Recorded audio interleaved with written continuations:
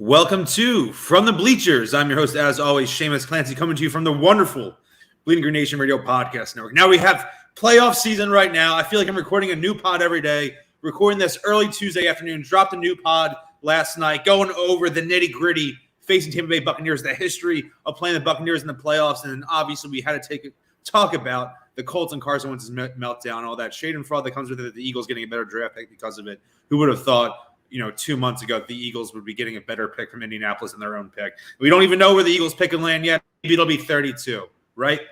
But today, I am joined for my guest today, doing a little guest action, having my boy, you might know him from Twitter, at Large Petroleum, my guy, Big Oil, returning guest. We did a little draft preview, mock draft last April. So welcome back to the show. Thank you for having me back, Seamus. And I think on that mock draft, we probably picked Milton Williams as an Eagle, and that's looking good now after his late close to the season. So, Tom Donahue looking a little silly right now. Absolutely, he's one of our guys, and looking better and better as this season's going on. As a guy who, just because he's a rookie too, he's gonna be a little fresher. He's younger, and he didn't play much earlier in the season. I've been disappointed about Fletcher Cox the last year or two. I don't think I'm alone amongst Eagles fans when he's no longer, saying that he's no longer the Fletcher Cox we saw in 2017, 2018. That just happens. He's an older player. That just the natural aging. And Javon Hargrave kind of fell off after that really hot September. So coming in, getting some pressure up the middle against Brady with Milton Williams coming in there. We know Tampa Bay's offensive line is either the best or, top 2 or 3, right alongside the Eagles right there in the whole league. But maybe he's an X factor this week, right? You hope so. What's your prediction for Sunday before we get into the fun stuff? I mean, I got to pick the Eagles to win. So I'm going to say 26-24 Eagles. Defense has to get a stop against Brady late, just like the Super Bowl. I think if Jason Huntley's active, I like him to break a big kick return. I know that's something we've talked about this week, maybe carrying 5 running backs and 4 receivers on the game day roster. Now that JJ Arcega-Whiteside's out for the rest of the year. So, I think maybe special teams or defense gives you a big play and they win a tight one. I mean, I'm not going to pick against the Eagles with the run they've been on lately. And, it's going to be awesome going against Brady and, trying to avenge the Buccaneers NFC championship from 20 years ago. Yeah, that's 19 years ago, probably someday this month. On the Bleeding Green Nation Instagram, which I run with our great producer, Rachel, you can follow us on Instagram at Bleeding Green Insta. This playoff season, I've done a lot of look backs where, I'll look at the dates of old Eagles playoff games. And when it's the anniversary of that date, I'll post a picture of it on Instagram and Facebook. For example, today is the 18th anniversary, 18 years since 4th and 26. So I posted a picture of that. But I certainly will not be posting a picture of the Rondé Barber game. Tomorrow, Wednesday the 12th, would be the 20th anniversary of the Eagles' wild card win over the Buccaneers at Veterans Stadium during the 2001 season. 2002, in January that year, Eagles go on to make their first NFC Championship appearance since 1980/1981 that year. Yeah, and, I was looking up those highlights on YouTube, actually. I think it was Monday yesterday while I was eating lunch. I watched both of the highlights of both those wild card wins over Tampa Bay in 2000 and 2001. And obviously I stopped watching Eagles Buccaneers highlights after that. I didn't need to see anything further, but it's just great. It's funny to see, in a playoff win back then. I think McNabb threw for under 200 yards in both games, and they were both like good performances by him because it was just such a different style of football. But that's the kind of game the Eagles are going to need to win on Sunday, with them controlling the clock, running the ball. And, they don't need Hurts to necessarily throw for, 300 yards. But if he makes plays with his legs, we could be seeing a repeat of those Eagles wins over the Bucs back in the day. Yeah, in a 3-year period, the Eagles are 2-1 against the Buccaneers in the playoffs. So who's to say who owns who? That's right. People remember the big one, but that might be the case of winning the battles and losing the war ultimately. Scoreboard alert. 2-1. And I think someone asked, I do a mailbag every week. I might do 2 this week for BleedingGreenNation.com. Someone asked me this week saying, should he be throwing more because Tampa Bay has a good run defense? They are third in the league in rushing yards surrendered, but they're only, I think, 11th or 12th in rush defense DVOA. I think they're only 11th, 12th, 13th, 14th, 15th, around that range in yards per carry given up. But people were saying the same thing going in that Saints game. The Saints still ended the year, even after the Eagles exploded against them for 242 rushing yards, finished first in rush defense DVOA. I think they ended up fourth in yards allowed overall, and then may have been still first in yards per carry. So, Eagles throwing the ball all the time is how they got into a 28-7 hole back in Week 6 Thursday Night Football at the link. They're an entirely different team now. Let's play like it. You got to keep Brady off the field, have these long sustained drives using your stable of backs. You have some injuries with the top 3 guys, but I think that's why you should have 4 or 5 guys active at running back because, hey, if one of those guys goes down, you can't just shift yourself to a pass-first offense when you have Quez Watkins, who's performed admirably this season on the outside as your number 2 target, and then, the corpse of Jalen Reagor in the slot. Yeah, absolutely. And look, it's one of those things too, where I did see this morning, if I remember the stat correctly, Tampa is 21st in rush defense DVOA in the second half of the season. Ooh. I know Levante David's still been out for a while. They've had some other injuries along the DL. So I think a lot of the talk about Tampa as a great rush defense is a product of last year when they were the best in the league, and B, some of those stats you're talking about, people aren't running the ball on them as much because Tampa's winning a lot of games. And I think a lot of those stats are also a product of the first half of the season when they had their entire front seven healthy and active. I know 2 weeks ago when they almost lost to the Jets, I think the Jets ran for 150 yards or close to it in that game. So, and the Jets are obviously not the Eagles on the offensive line. They don't have a running quarterback like Hurts. So I definitely think, that's a matchup that the Eagles can still exploit. I think it's being talked about as a strength on strength by the media so far this week. But I think that's potentially an area where we are going to have an advantage. And I agree with you completely. Don't need to pass the ball like we were trying to in the first matchup we had against the Bucs this season. I think that's what they'd love us to do. So running the ball early, staying in third and manageable. And look, ideally you're converting on first or second down anyway, but third and manageable is where this offense can win. And, controlling the clock, keeping Brady off the field, that's the goal. So they got to run the ball. Yeah, I like the optionality. This isn't even the main topic of the podcast, but it's impossible not to talk about the game itself when it's coming up this week. And just the excitement, it's palpable. But what I do like about this Eagles offense is they're up there in the shortest third down distance to go this season. And that's because of how productive they are running the football on first and second down. And what I do like there is that, especially when you're in between the 40s, when you have a coach like Nick Sirianni who is aggressive and willing to go for it on fourth down, given the specific situation, is if you're in those situations where it's 3rd and 2, 3rd and 3, because of how powerful this offensive line is, because you have Jalen Hurts, because of how you have these running backs, you can run it twice, really. And that's what I like. If it's 3rd and 3, run it. And then, if you want to do a little throw on 4th and 1, run it on 4th and 1, you have that option. You don't have to be beholden to, it's 3rd and 3. Have to throw the ball here and try to fit it in a tight window to Jalen Reagor. Right. And you would hope, especially this week is, the line's been moving around, but somewhere in the neighborhood of 8 to 9 point underdogs, you would hope Sirianni's even more inclined to play aggressively on those fourth down decisions in the so to speak, gray areas of the field. I definitely think that's something that's a key to them winning. And there's going to be a time where it's 4th and 5 or 4th and 4 from Tampa's 40-yard line, and you need to go for it instead of punting or maybe getting a field goal. So, that's something I'm definitely looking for. And, hopefully the 2 touchdowns on 4th and goal against Washington last week are an indication that, or 2 weeks ago, are an indication that, Sirianni's kind of operating with that same aggressive mindset. What's the trick play you want to see on Sunday? The choice everybody wants to see is the Greg Ward pass. But honestly, I'm kind of over that after they tried it against San Francisco and he threw the ball away on 4th down back in week 2. So, and unfortunately, the other former quarterback on the roster, Tyree Jackson, is not active anymore. So he's somebody taken out of the game as far as a potential trick play person. I'd love to see something along the lines of what the Lions ran against the Packers. Some sort of flea flicker reverse would be awesome. But, it's got to be something that makes sense in the situation of the game where, you identify something on film that you think you can exploit.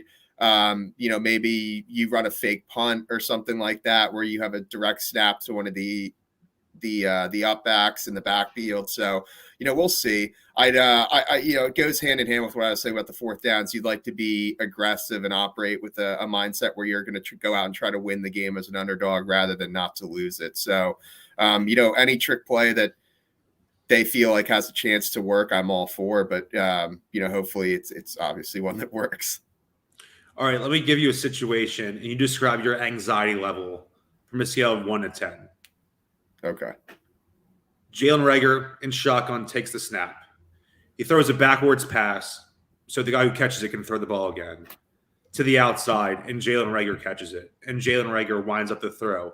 As he's releasing the ball, what is your anxiety level? 10. Oh, my God, 10. Yeah, absolutely. Like 30,000 to the 100th. Right, like as way off it breaks the charts. Because, it's at like a 15 out of 10 when he's targeted, let alone when they're drawing up something specifically for him. So yeah, I don't want him anywhere near the field at all, but I know that's going to be too much to ask for.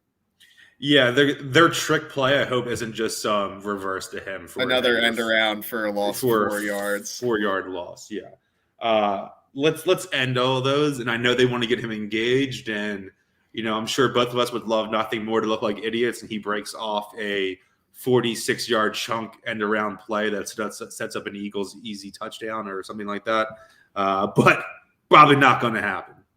And if they're going to run one of those end arounds, I'd rather see them run it with Devontae or Quez at this point. Like they've both shown an ability to actually do something with the ball in their hands. So yeah, they need to cut those plays out of the playbook. And you and I together have talked through text over the last week about Gainwell and his possible usage in the slot. If you're going to do those end arounds for Reagor in the slot, just do it for Gainwell. He's one of your best playmakers. And sometimes, even though he's the fourth running back on your depth chart, he was second on the team in touchdowns this year with 6 touchdowns. And he only had 101 offensive touches. Yeah, absolutely. He's definitely someone who they could look to get more involved. And look, he may not have the route tree of Reagor, but like a lot of these jet sweeps and reverses and bubble screens, like I'd rather have the ball in Gainwell's hands. And, I think he's a more dangerous player right now, whether it's mental with Reagor or if he's just simply a bad player and always will be, which I'm leaning towards. Might have loser energy. Not might. I feel like he has it. Yeah, I was trying not to be so mean that Monte Reagor is going to be all up on me. I mean, it's happened once before, twice before that you've invited the wrath of Monte, or just other dads? Other dads. Earlier this season, Monte started going, and Monte being Jalen Reagor's father, Monte Reagor, who briefly played with the Eagles, I believe, in the 2007 season, former NFL player. He was going after people, DMing people earlier this season for criticizing Jalen. So I just immediately went and blocked him preemptively before I said something that, and I tried not to just absolutely pulverize him as a human being, just because it is what it is, and try to stick it more towards play when I'm speaking publicly on social media or in BGN or newsletter, whatever. But most infuriating Eagle ever. I guess Carson Wentz is a different angle and dilemma altogether, but just for a single player, given where he was drafted, given who they drafted over him, and just what he's doing on the field or lack thereof, it just makes me want to pull the few hair I have left out. But why dwell on something so negative and so bad when we're in the playoffs? Carson, we're in the playoffs. Yeah, let's keep it positive. We have 3 first-round picks. Yes, I like it. So the topic we wanted to talk about today, keep it a little lighter. Yeah, we gave you some game preview, about 15 minutes of game talk, but this is kind of related to it, just about the excitement in the city and how amped we are and how it's the first time in 2 years that we've had this playoff feeling. And it's a different feeling than we had in 2019, that playoff season, right? When Carson Wentz wins the division, wins those last 4 games, goes in that Seattle game. I think there was some dread there because Seattle had been the Eagles' kryptonite for so long. We weren't really sure what the rest of the roster is. We didn't know if that team had plateaued. It didn't seem like a team that was on the rise. At the same time, this Eagles team went in the season with 0 expectations. Most people, nationally, the pundits, pegged them as one of the worst teams in the league. I picked them to make the playoffs, win the division just because I'm a homer like that. But I didn't envision them really having a tremendous season or playing the style of football that they did. And they're doing that, exceeding expectations, have a lot of young players, a strong core young nucleus, and they have those 3 first-round picks next year. We're living. Yeah, we're living. And I agree with what you said completely about the vibes being so much different this year than 2019. Like, I think back to 2019, and it was almost like when they made the playoffs, it was like a relief. Like, it was like, oh, Yes. fine. Like, you did like what you were supposed to do, even if you took like a ridiculous path to get there. Like, we were supposed to win the NFC East. We did that. And like that year was all about, oh, finally, this is Wentz's first year to get playoff experience. And, you know, for whatever reason, those Seahawks teams were always a terrible matchup for Doug's Eagles and Wentz. And it's funny, I remember me and my former roommate, Connor, we went to the Seahawks regular season game that year. And I mean, just a terrible experience. They lost 17-9, garbage time touchdown at the end. And he talked me into buying tickets to the playoff game again that year against the Seahawks as well. And like, of course, Wentz gets hurt. The game ends by the same 17-9 score, like another miserable experience. And after that, we were both like, I don't care if we get offered free tickets. We're never going to go to an Eagles Seahawks game again. And like, you think to this year now, and it's like such a bonus season, like gravy on top that they're making the playoffs now. Like, it's kind of like all optimism, like all good vibes for the most part right now, because like you said, there were no expectations really entering the season that, you know, anything they do now is just kind of, you know, a cherry on top or like a little bonus to the 3 draft picks and the development we've already seen from a lot of the roster this year. So, yeah, it's definitely kind of a more exciting feeling because you know, at least this feels like it could be the start of a new era potentially with Sirianni and Hurts for the long term if they can sustain this success in future years. Big Oil, would you say that your credit card bill is entirely effed up from Eagles vintage clothing eBay purchases?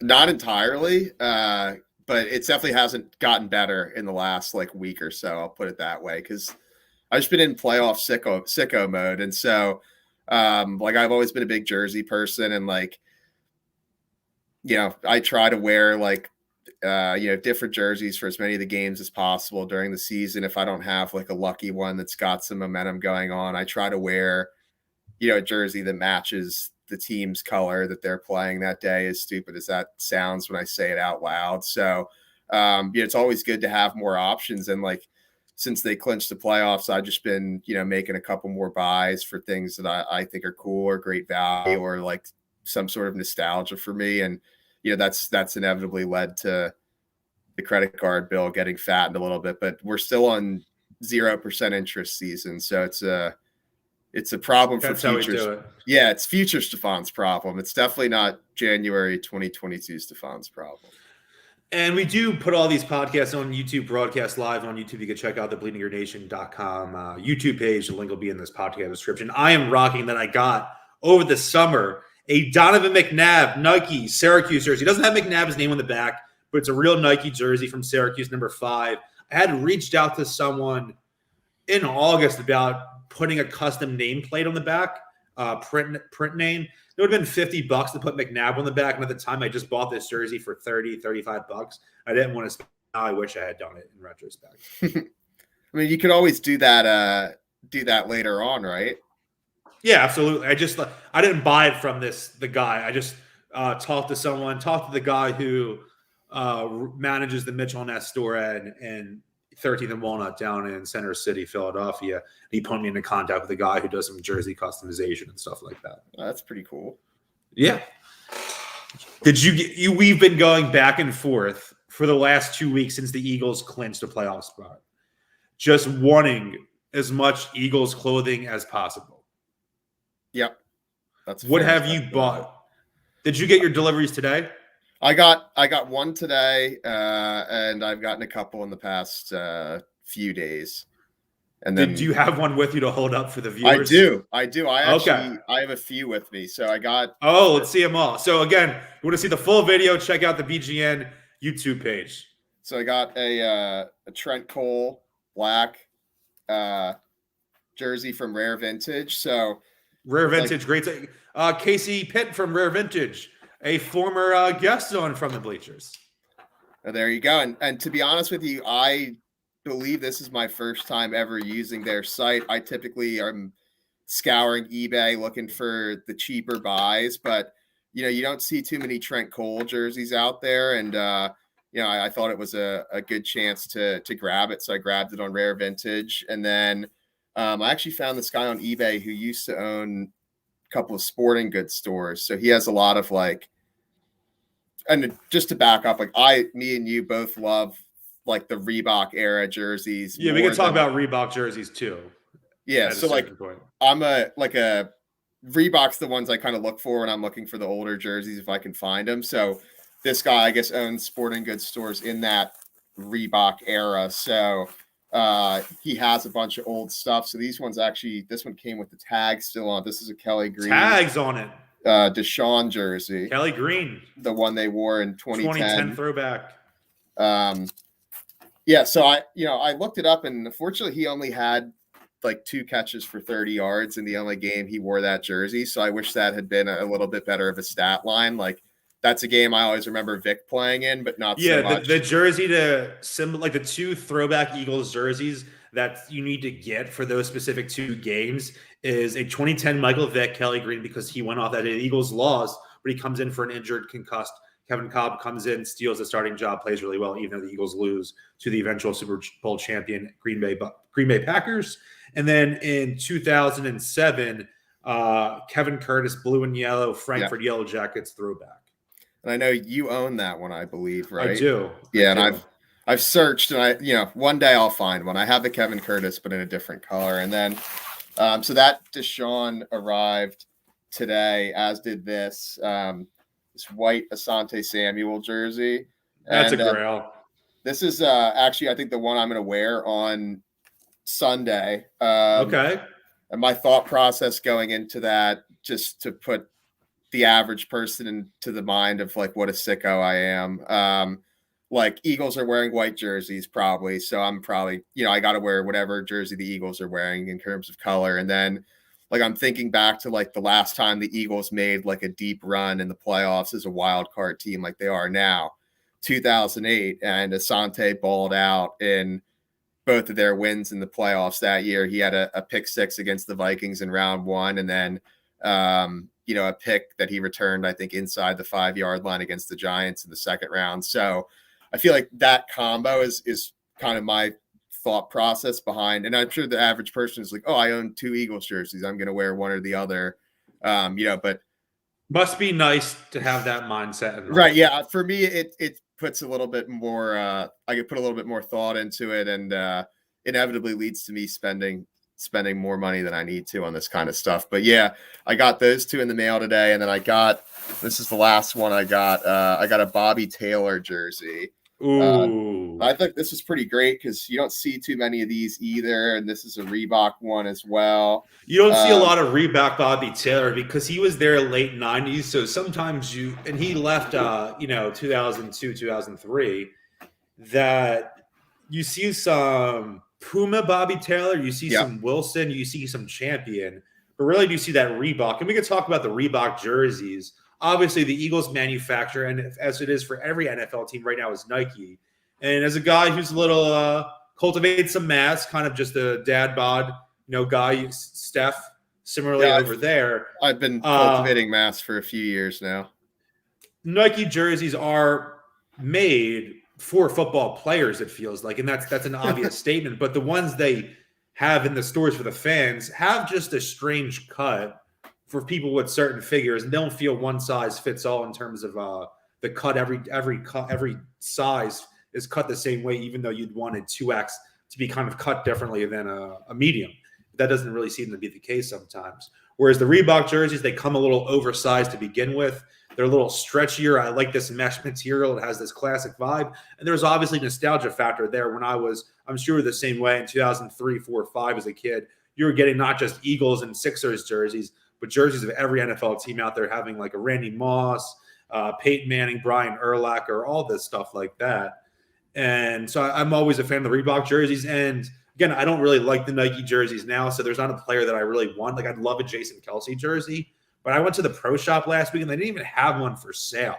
They had Jalen Reagor, Miles Sanders, Derek Barnett. I don't know how long they've been sitting there, but it's strange they don't have Jason Kelsey there. But at the same time, if I want to get a player's jersey, a lot of the guys I like are from that era in my life, the era where we both grew up and became Eagles fans. So I'd love to just randomly grab I know you have a Javon Curse jersey, right? Or a Corey Simon jersey, stuff like that. Like I'm playing, this kind of ties into the nostalgia stuff. Lawler System on Twitter during the pandemic dropped off to me because I don't have a really modern gaming system. I have a Switch. My girlfriend actually plays it a lot for Pokemon. I'll play it once in a while as well. But I don't have an Xbox or a new PS5, 4, whatever. So he dropped off his old PS2 to me on a couple games, NCAA Football 06, Madden 06. And this week, because I'm so hyped for the Eagles playoff run, I bought on Amazon an PS2 HDMI adapter because now I can play it on a real TV, the old TV that I was playing it in at my old apartment I ended up tossing. So I have this here. And for the first game, I played one half of football on easy mode, rookie mode, whatever, before we started this podcast. Eagles are up 44-0 on the Buccaneers. The Buccaneers are being quarterbacked by Brian Greasy, I believe. Wow. Some nice stats. Javon Curse, your boy. So this is Madden 2006. So this was the Madden that was made on the heels of the Eagles Super Bowl berth when they lost to the Patriots. Madden 06. Donovan McNabb is on the cover of the game. And John Ritchie, all-star MVP performance, 113 rushing yards and 3 touchdowns in the first half. That's concussion uncle season. I was gonna say there, you don't just see the fullback having an 113-yard 3 TD half in the modern NFL. That's a relic of the past for sure. I'd love to have the Bucks get QB by Brian Greasy on Sunday. We'd have a much better chance of winning. They might be the same age. I think that's that's crazy to think about. I'm not kidding. They probably were either bookended each other as starters at Michigan. Did they not? I know Brady was competing with Drew Henson when he was there, but I can't imagine Brian Greasy was there. Oh my God, he was drafted in 1998 from Michigan. Brady's drafted in 2000. So Brian Greasy was the starter immediately before Tom Brady. That's crazy. Has been out of the NFL for 13 years, and Brady threw 43 touchdowns. And Brady threw 43 touchdowns this year. And 5,300 yards, and now Brian Greasy does Monday Night Football. And does it badly. How amped are you that the Eagles don't have that Monday night game this week? Very excited. On one hand, like, you can argue maybe it would have been nice for them to get like a mini bye going into the playoffs. But look, they rested everybody who needed to be rested on Saturday night. Like, they have the mini bye done, so to speak. These guys are ready to go. I personally didn't want to play on Saturday, but Monday for me was not ideal in terms of having to wait all week and then needing to potentially go to work Tuesday after, either hungover after an awesome Eagles win where I drank a ton, or hungover after a soul-crushing Eagles loss where I drank even more. It's just a scenario you want to avoid, and I have off on Monday next week. So very excited about the Sunday game. I'm surprised the NFL didn't put us in prime time on Sunday night, with us going against Brady. But, maybe that means they think this game's going to be a blowout, and Eagles can take that as a source of fuel or motivation and use that as some fire to come out firing on Sunday. Yeah, and I talked about the start times. I ranked the start times in a podcast last week on here on BGN Radio on the From the Bleachers show. And I do really like the 1 o'clock game because it has that normal feel of a normal NFL Sunday. You wake up and you can kind of do the same routine. You can wake up at 10 o'clock, 9 o'clock, whenever you get up. Depends if you have kids. If not, I know we're kind of more, kids in their 20s bums waking up whenever we want, even though we have, serious romantic partners or however you want to say it. But it kind of gets you in that mode, as Jalen Hurts would say. And then you do have a bit of a buffer. I know a lot of people are off Monday for MLK Day, and I talked about this in the podcast. I know not everyone's off. People have irregular schedules. People don't have traditional desk jobs, whatever. But playing at 1 o'clock, say the Eagles lose, it's over at 4:30. You have a couple hours to decompress before your night starts. your night kind of gets to its end, or the night starts. You get what I'm saying, and you can relax a little bit. Or Eagles pull off this miraculous upset, and then you're partying hard for the Cowboys game, and you're just on top of life. And after the Cowboys game's over, it's only 8:00. Yeah, the world's still your oyster after the Cowboys game's over on Sunday, especially if the Eagles win and the Cowboys lose. How many years would you take off your life expectancy if it guaranteed an Eagles win on Sunday and a Cowboys loss? Nothing more. It doesn't guarantee the Eagles win next round, doesn't guarantee they win the Super Bowl. But just for this specific Sunday, Eagles win, Cowboys lose, Eagles advance further than the Cowboys this specific playoff.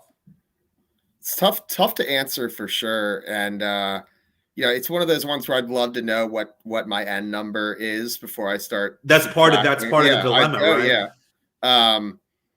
And it's one of those ones where like you answer publicly and you may be judged on your response, but like assuming I live to like a ripe old age, like I don't need the last 5 years of my life. Like, like what am I going to, I don't know, like sitting around in a nursing home, slowly losing it. Like, those are years I'm happy to trade for an Eagles win and a Cowboys loss in theory. I think you just do 2, and that's a safe bet. Like if you were going to unfortunately two's a lock for sure. Yeah, I think if you were unfortunately someone who passed a little bit younger, 2 is a little bit more palatable than 5 or 6 years. I think 2 is maybe 5's like more of like we're making a Super Bowl run. Yeah, 5 would be Cowboys losing 44-0, and the Eagles win the Super Bowl. I feel like. Yeah. I don't know. We got some game theory going on, like the prisoner's dilemma, Chargers Raiders game. Oh, that was incredible. That was one of the funniest viewing experience I've had as a neutral NFL fan. And like, I can't imagine being a Steelers fan watching that happen, or obviously the Chargers or Raiders fans involved. But it was just incredible entertainment. And I was actually really mad at myself. I put in a bet before kickoff on Sunday that was Jaguars money line, and then I didn't realize that I had done the Chargers Raiders game to be tied at halftime and tied at the end of the game. I messed up. I should have done go to overtime. I messed up really bad. Yeah, exactly. So but I you saw so many screenshots of people's bets on Twitter with thousands of dollars on the line, and it can be argued that it would have just been smarter and safer for both teams to just, especially, once it was tied in overtime and the Raiders got the ball back, to just run the clock out. But, we'll never know if it was the Brandon Staley timeout specifically that caused it or what, but just an incredible ending to the last regular season NFL game. And like, what more could they have asked for in terms of drama or theater or entertainment for people to see on the last night of the season? And I know I stayed up, well past 1:30 watching that, and then just basking in the aftermath of it, and all the reactions and everything. So I was real tired for the national championship game last night as well. But that's what being a fan is all about, just seeing exciting stuff like that. Just grinding it out, football guys. That's right.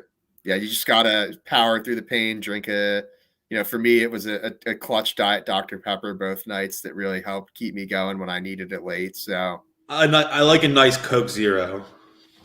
Nothing wrong with that. I just, what's on hand was Diet Dr. Pepper for me, but really any diet soda will get the job done. Last week I ordered 3 jerseys. I went to the Eagles Pro Shop, didn't like what my options were. I came home and ordered 3 jerseys on eBay for less than the cost of a jersey I would have gotten there. And that's the other thing I was going to say with these jerseys that you talk about. It's like, we're not buying $300 jerseys. These jerseys are like max $60. So you're getting a really good bargain for. I think these jerseys are better quality. They last long. I'm holding a Nike jersey, but I'm talking about jerseys from that era than these Nike ones.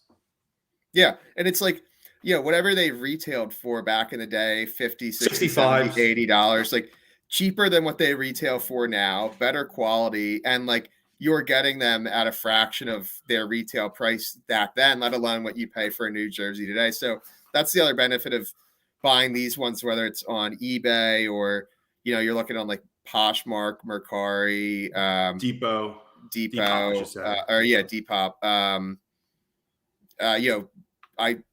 A couple other places online you can look, but like, it's just in general, you're saving money. You're, it's cool. Like, at least for me, fun. Like it's a hobby in a way.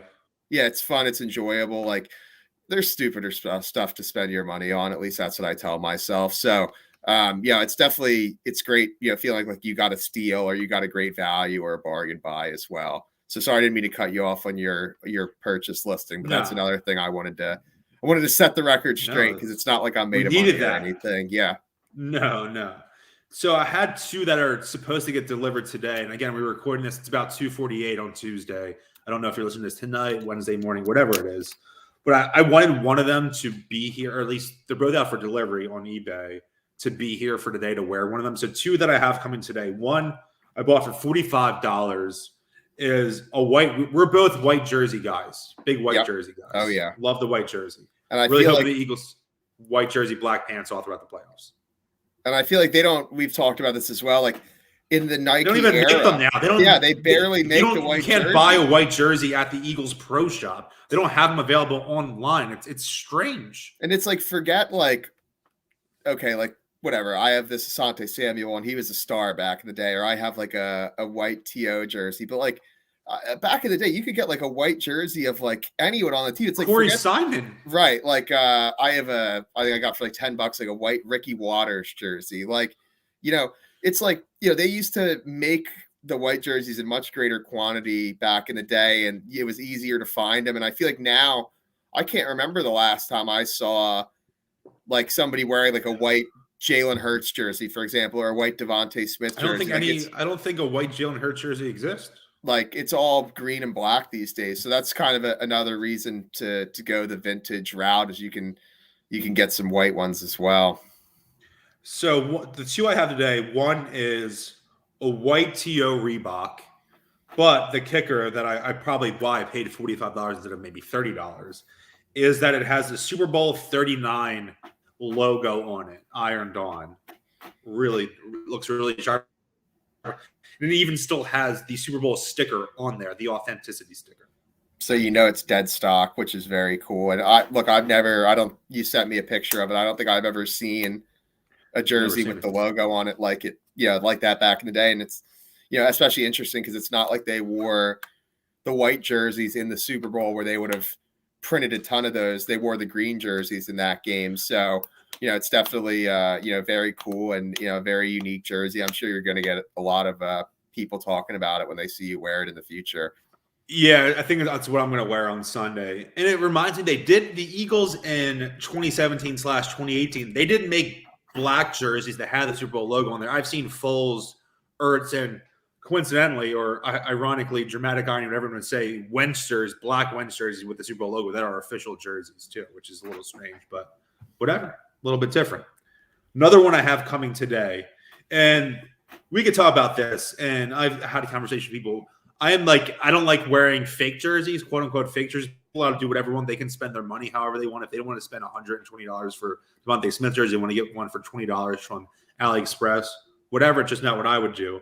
But I think there's a difference between, say, a fake jersey that's being made in a factory for the lowest quality possible compared to like a customized jersey. So I think what I bought is a customized Ricky Waters jersey because it's a real Reebok jersey, a real Reebok football jersey. And this person turned it into a reversible Ricky Waters jersey. So one side is midnight green, has the traditional Eagles logo on it. So I'm thinking maybe even it was originally just green jersey. And this person made it reversible. On the inside, it's a black Ricky Waters jersey. Even though the Eagles didn't wear black uniforms during the Ricky Waters era. It's intriguing, especially for $14. It's a different vibe. We'll see how it feels when it gets here. Haven't had a jersey like this before, but excited to see it. Yeah, and it's one of those things where it's like, okay, like $14. $14, yeah. Just let's get the 2 drinks at the bar. Like if you don't like it, oh well, not the end of the world. And this one, I'm mad it's not coming this week. It says arrive by Wednesday, January 19th. Fingers crossed that I can wear it for the Eagles divisional round game when they play the Packers in Lambeau. It's actually an Adidas, so predating Reebok, Deuce Staley jersey that I got for, what was it here? $35. That's a pretty nice price for Deuce. I have been monitoring Deuce jerseys for a while. End of 2020 season, I thought there might be a chance that Deuce would become the head coach So I was saving and watching a lot of Deuce jerseys on eBay, even made a couple offers that were denied because I thought there'd be a chance that he becomes the head coach and that, those prices would jump up for him Right. and they'd be kind of too much to get the way that, no real Doug Peterson Eagles jerseys existed. I have a customized one. It actually has a customized one that someone put together for us off of an old Ty Detmer jersey. But, obviously a lot of more Deuce Staley ones were in production, but you wanted to get the real Adidas, Reebok, early 2000s vibe with it. Yeah, but that's Deuce Staley was my older brother was more of a football fan when he was younger and then was not a fan for many years and then has come back to the game and is not on me and my dad's level of sickoness, but like rapidly approaching it. So I wanted to, Nice. Deuce was his favorite player back in the day. And for Christmas this year, I was hoping to get him a Deuce jersey and I just couldn't find the right one in the right size online. But yeah, I've been monitoring those as well to eventually try to get one for him. Just, same thing, nostalgia. That's like, brings back memories of a great era of Eagles football. So, Deuce is a great jersey to have, whether he's the coach or not. And, hopefully, like you said, it gets here in time for you to wear it for our playoff game, not this Sunday, but next Sunday. If the Eagles win on Sunday, will you buy another jersey this week?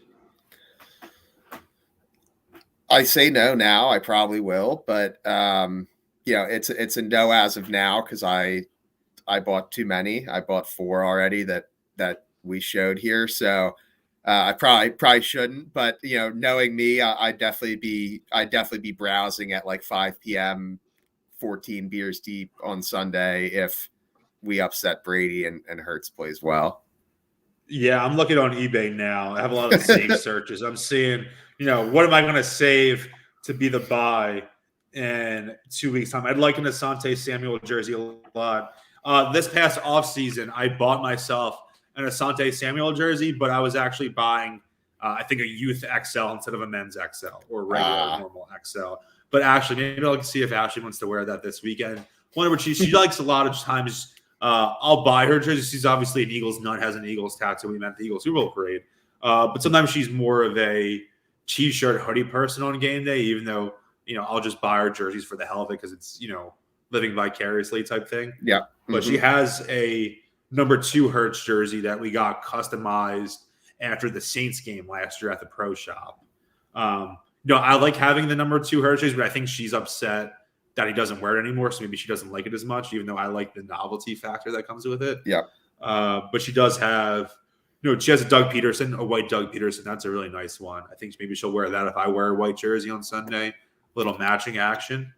But Asante, maybe I'll tell her to roll with Asante. I like that. Yeah, there you go. And at least for me, like that touches on something else too. Another reason I like buying these is like in rare occasions, like I'm almost always like a wear a jersey on game day guy, like whether I'm watching at my house, whether I'm tailgating and not going into the game, obviously whether I'm going into the game. And like that can be a September game where it's 90 degrees out and I'm just wearing like a jersey and shorts, or it can be, a December, January game where I've got the jersey over, a hoodie and 3 long sleeve shirts and I'm wearing it under a jacket that, but like I always wear a jersey on game day. So I like to have as many options as possible.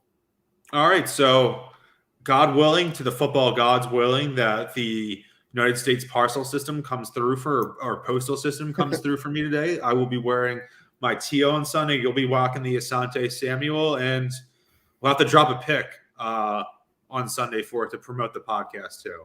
Absolutely. And, I'm hesitant to shed too much light on it because I feel like we may be setting off or igniting a Reebok jersey craze in Philadelphia that's going to drive the market price up. But, I think they're awesome. I think it's kind of for Eagles fans of a certain age like us, like I remember going to Modell's and buying wall to wall Reebok jersey. Right. And it's like, you get 1 or 2 and you'd think, oh, I'd love to have like all, 10 every or 15 player of the or Eagles. 20 things that I saw in there. So yeah, it's just like nice to come full circle and be able to get a bunch of those for a fraction of the cost now. Very exciting to me personally. All right, finish up one more question. Who's your guy in the draft this year after the Eagles win the Super Bowl? Sauce Gardner? Sauce Gardner's my guy. I don't know if he'll be there at 32 when we're picking with our pick. So we're probably going to have to use the Dolphins or the Colts pick on him. But Sauce Gardner's my guy. I want to give a shout out as well to two Penn Staters, Jahan Dotson and Jaquan Brisker. I think would both be great Eagles at positions of need. So Sauce Gardner, Jahan Dotson, Jaquan Brisker are my guys. If that's their 3 draft picks, I will be over the moon. Me too. All right. Big Oil. You can follow him on Twitter at Large Petroleum. I will tag him in this tweet that I put up on there. You could, obviously, you're following me on Twitter, I hope, and Instagram at Seamus_Clancy. As I mentioned before, you can follow the BGN Instagram at Bleeding Green Insta. BGN radio feed, bleedinggreennation.com. We will bring in you nonstop Eagles content all week, and ideally next week and for the next month, as hopefully Eagles pull off an upset win on Sunday and go on a miraculous run to the Super Bowl as our hopes and dreams would come true. Yeah, and that's it for me. I'm Seamus Clancy. Thanks to Big Wolf for coming on. And as always, keep bleeding green. Go Birds.